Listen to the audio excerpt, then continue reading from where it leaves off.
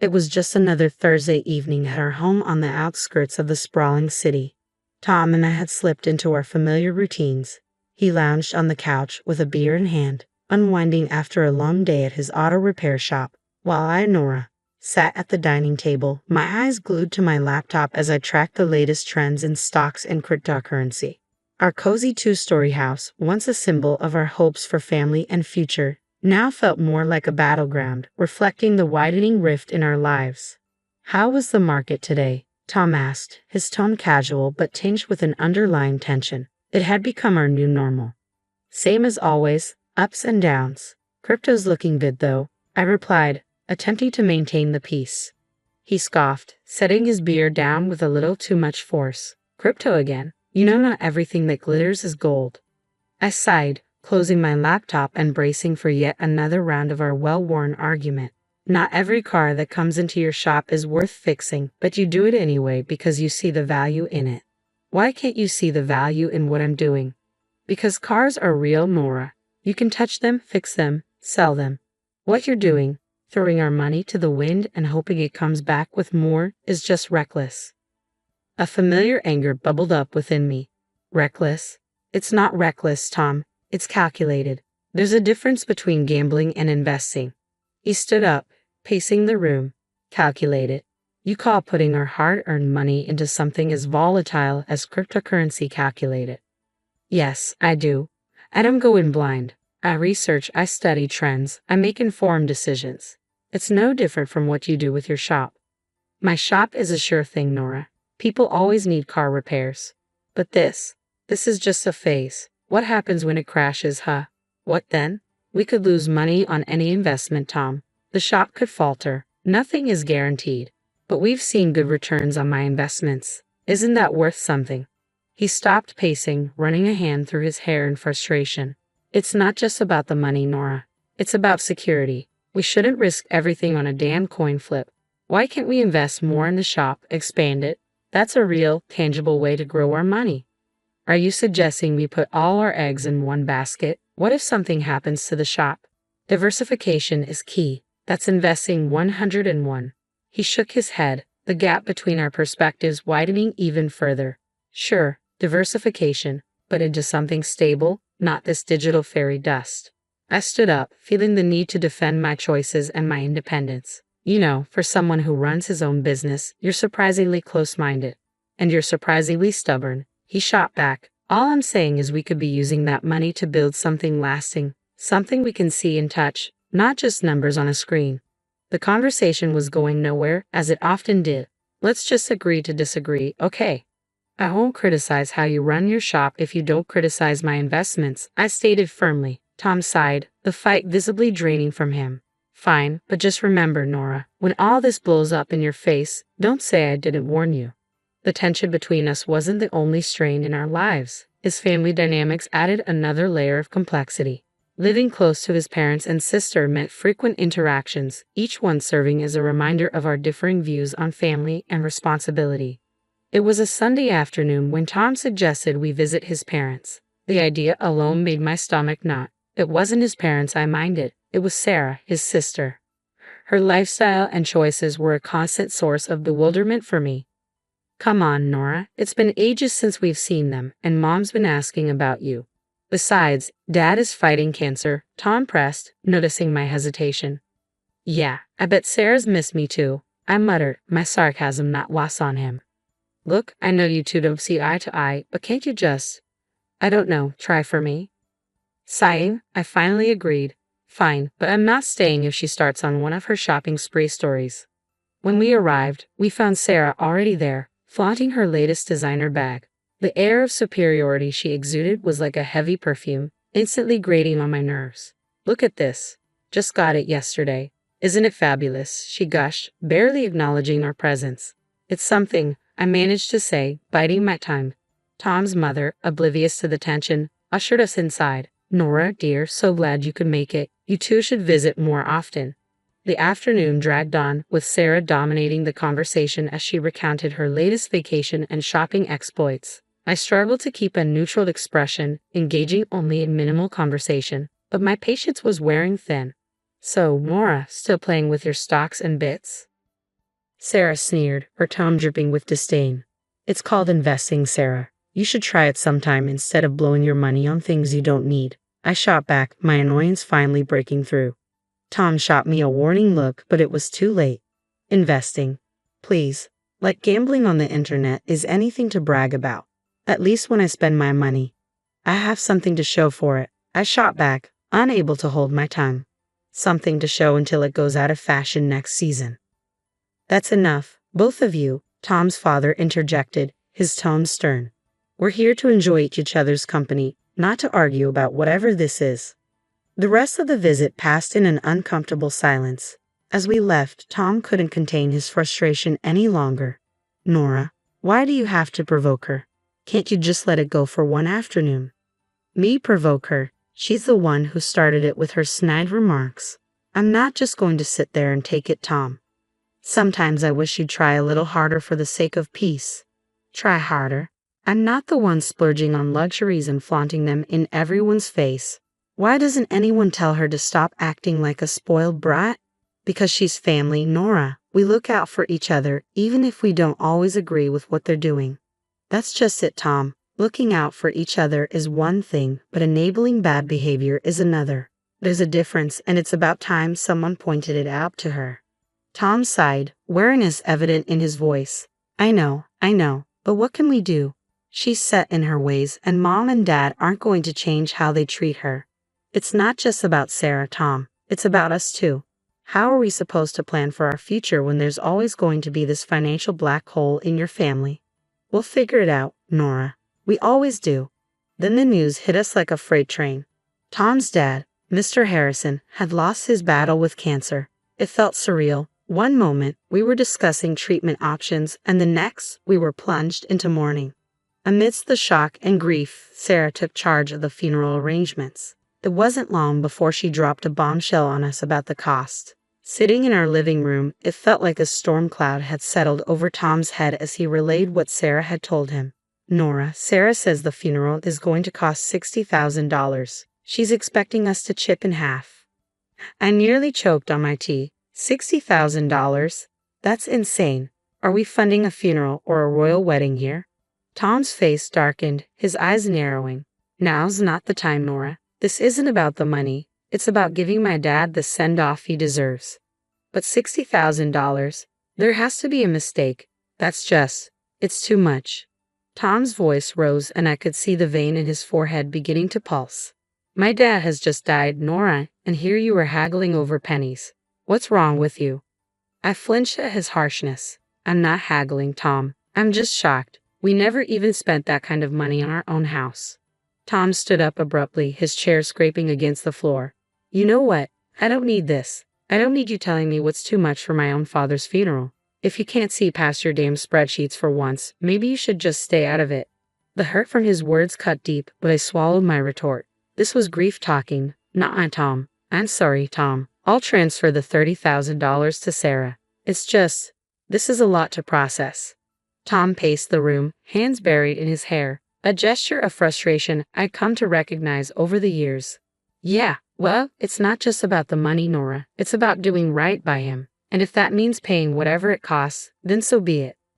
When I confirmed the transfer to Sarah, Tom barely acknowledged it, lost in his own world of grief and anger. The distance between us felt like miles, not just the few feet of our living room as we walked into the funeral agency. I felt the weight of the world pressing down on my shoulders.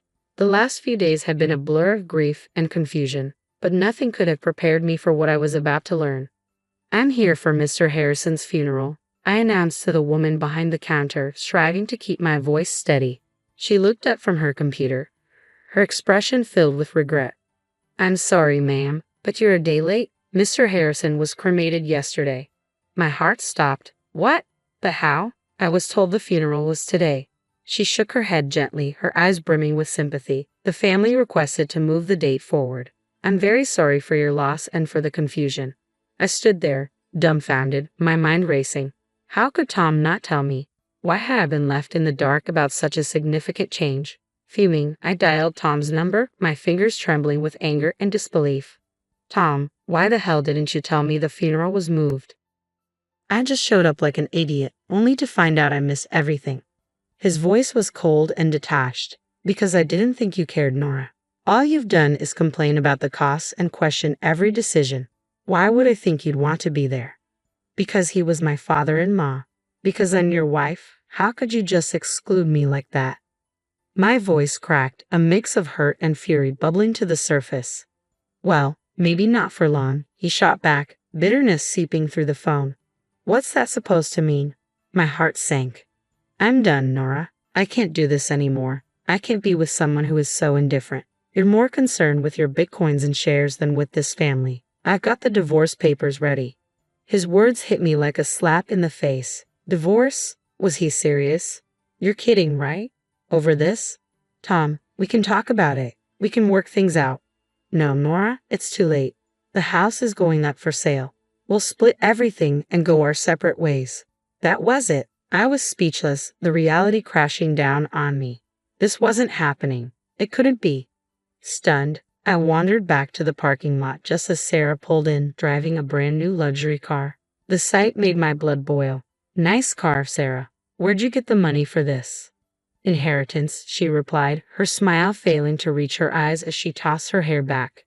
Yeah, something like that. Dad left me a little something. The casual way she mentioned her father, coupled with the shopping bags in her hands and the absence of any sadness on her face, was infuriating. A little something, huh? Looks like morning is treating you pretty well.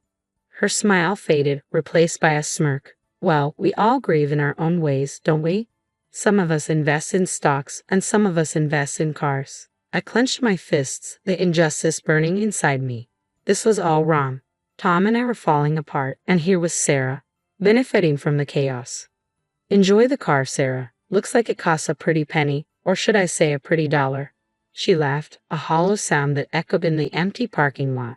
Oh, Nora, always so concerned about the money. Don't worry, it's all been taken care of. I watched her walk away, her laughter lingering in the air like a bitter reminder. The man I loved wanted nothing to do with me or the family, and the world felt like it was crumbling around me.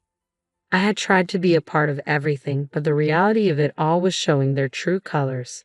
The days following the funeral felt like navigating through a thick fog of disbelief and betrayal. The weight of the divorce papers in my bag felt like a boulder, a constant reminder of my crumbling marriage. Yet the sight of Sarah's new luxury car planted a seed of suspicion that I couldn't shake. Determined to get to the bottom of it, I decided to visit the funeral home, hoping to uncover some answers. As I walked through the door, a mix of suspicion and resolve fueled my steps. It felt surreal to be here under these circumstances, but I needed clarity. The place was quiet, the air thick with solemnity fitting for its purpose. At the reception desk, I recognized a familiar face from my past, Jackie, a high school classmate who had ended up in this unexpected role. Jackie, I exclaimed, perhaps a bit too loudly for this somber setting. I didn't know you worked here. She looked up, surprise flashing across her face before recognition took hold. Nora? Wow, it's been ages. What brings you here? Is there something I can help with? I took a deep breath, steeling myself for the conversation ahead. Yeah, actually, it's about my father-in-law's funeral. I heard it was arranged here. Jackie's expression shifted to a more professional demeanor, though curiosity still sparkled in her eyes. Sure, let me pull up the details. Give me a sec. As she typed away, I fidgeted, the gravity of the situation weighing heavily on me. When she found the record, her brows furrowed.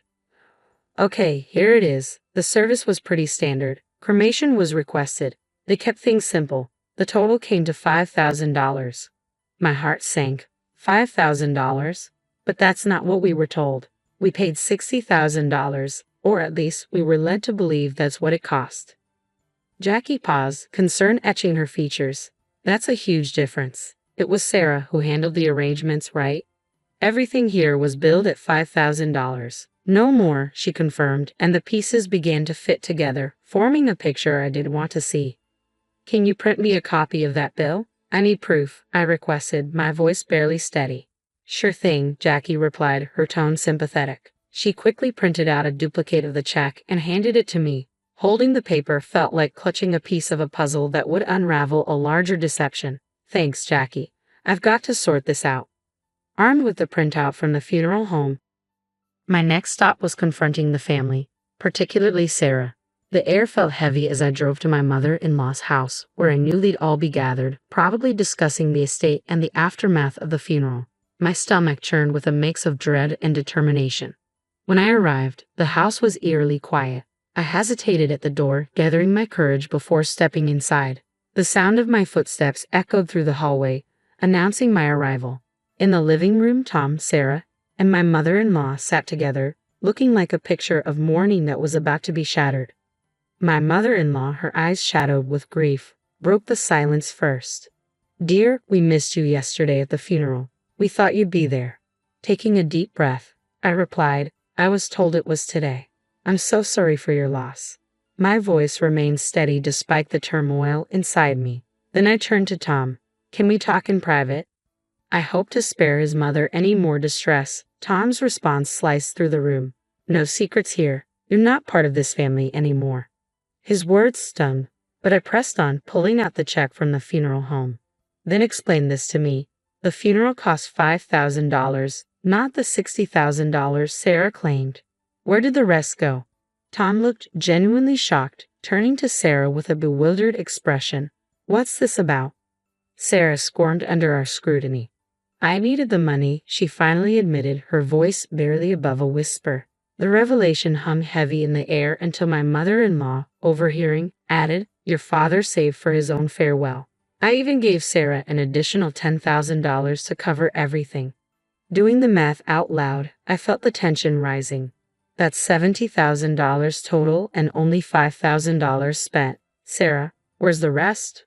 Flustered, Sarah confessed she had splurged the money on a new car for herself, her gaze darting away from mine, unable to meet my eyes. I expected Tom to explode, but instead, he gently told her, "You shouldn't have done that. Be more careful next time." His response floored me. "Careful? She committed fraud, Tom. And you're okay with that?" Tom's justification left me reeling. "You wouldn't understand. You have no family. You don't get what it means to stick together."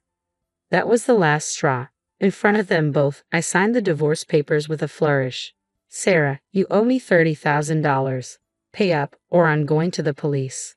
Tom's protests followed me out the door, but I didn't look back. I had seen enough and heard enough. The betrayal was complete, and so was my resolve. As I walked away, the finality of my actions settled in. There was no going back, only forward, away from the lies and deceit that had tainted what I once believed to be family. Packing my life into boxes felt surreal, as if I were an observer in my own story. The for sale sign outside the house starkly reminded me of the finality of it all. By afternoon, I was settling into a small apartment that felt more like a fresh start than a downgrade. That evening, as I sorted through the remnants of my past life, my phone rang. Tom's name flashed on the screen, a name I no longer felt attached to. I answered, curiosity edging out resentment. "Nora, you need to back off, Sarah." Tom's voice came through, tinged with an uncharacteristic harshness. "Back off." I laughed, cold and sharp. "Not a chance. She took from me, and I want back. Your sister is a thief." Tom fell silent for a moment. "She's family. You wouldn't understand." "Family?" I scoffed. "That ship has sailed, Tom. As far as I'm concerned, you and your sister are just people I used to know." He tried to argue, but I cut him off. "Save it. Sarah has 2 weeks to return my money, or I'm pressing charges. And you stay out of it. You're nothing to me now." Hanging up, I felt a mix of sadness and liberation. The man I once loved was now just another obstacle in my path to reclaiming my life. 2 weeks later, a knock at my door heralded the return of my $30,000. Sarah stood there, her posture defiant, a smirk playing on her lips. "Here's your money," she spat, thrusting an envelope into my hands. "Happy now, you money-grubbing witch." I took the envelope, my gaze steady. "It's not about the money, Sarah. It's about principle, about not letting you walk all over people."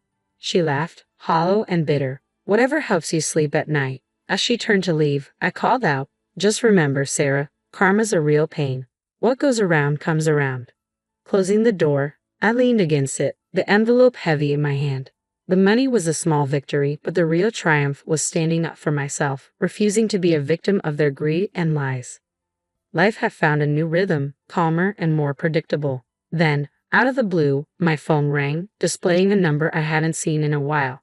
It was Tom, a voice from a past I had neatly folded away. "Hey, I need a favor." "A big one?" Tom's voice sounded more worn than I remembered. I paused, the suddenness of the call throwing me off. A favor. Tom, we're past favors, don't you think? It's Sarah. She's in deep this time. Debt's up to her eyeballs, and the wolves are at the door. We've sold everything. The house, the shop. It's still not enough. His words took a moment to sink in. And you're calling me? I'm not part of the circus anymore, Tom. He sighed, desperation seeping through his voice. Come on, don't be like that. You got out and made it big with your trading. Can't you spare something for old time's sake? I couldn't believe what I was hearing. After everything, he still saw me as a lifeline for their mess. Spare something for her after she nearly ruined us with her lies? You've got some nerve, Tom. It's not just for her. It's for all of us. You wouldn't be where you are without me. Don't forget that, he countered, bitterness lacing his tone. A laugh escaped me, sharp and short. Where I am is despite you, not because of you. You think I owe you. That's rich. Silence filled the line, heavy and uncomfortable. So that's it then. You're going to turn your back on us. Us? There is no us, Tom. There hasn't been for a long time. And as for turning my back, I think you've got me confused with someone who still cares. Hanging up, I felt a mix of emotions, anger, yes, but also relief. That chapter of my life was truly closed now. Sitting in the living room of my new house, a place I had earned with my sweat and smarts, I realized how far I had come. This was my sanctuary, built not on the shaky grounds of deceit and manipulation but on my resilience and hard work.